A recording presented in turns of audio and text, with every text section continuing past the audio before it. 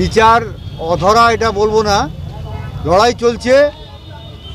Lower court, high court, supreme court সব জায়গায় মামলা আছে। বিচার আমরা যে শুক্রবার দিন হাইকোর্ট যে প্রশ্নগুলোর উত্তর সিবিআইয়ের কাছে চেয়েছে, সিবিআইকে সেই প্রশ্নের উত্তর নিয়ে শুক্রবার দিন কোর্টে উপস্থিত হতে বলেছেন এবং কেস ডায়েরি সঙ্গে নিয়ে যেতে বলেছেন।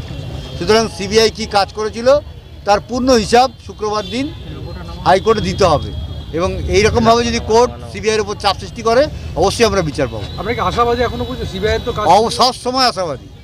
আমরা তো আশা হারাইনি কখনো।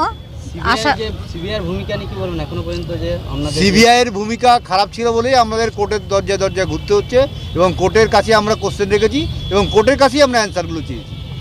কোর্ট কোথা থেকে উত্তর এগুলো জোগাড় করে দেবে সেটা কোর্টকে ভাবতে হবে, সেটা আমাদের ভাবনার বিষয় নয়। আজকে তো দিন ছিল, আজকে যা হয়েছে হ্যাঁ, আজকে যে হয়েছে আমরা অবশ্যই খুশি, কেননা শুক্রবার দিন 28শে মার্চ 3টে কোশ্চেন জজ সাহেব সিবিআইয়ের সামনে রেখেছেন এবং কেস ডায়েরি দেখতে চেয়েছেন। কেস ডায়েরি নিয়ে গেলেই তো সিবিআইয়ের কাজের হিসাব আদালতের সামনে উঠে আসবে। এই যে বিচারে এত সময় লাগছে, এটা আমাদের দেশের যেরকম ব্যবস্থা, বিচার ব্যবস্থা, সময় তো লাগবেই, আমাদের ধৈর্য রাখতে হবে। আমি তো বললাম, একটা উদাহরণ দিলাম, 2774 বার অ্যালবার্ট আইনস্টাইন ফেল করার পরেও উনি কিন্তু বাল্ব আবিষ্কার করেছিলেন। আমিও সেরকম ধৈর্য রাখবো এবং ভবিষ্যতে এই বিচার ছিনিয়ে আনবো।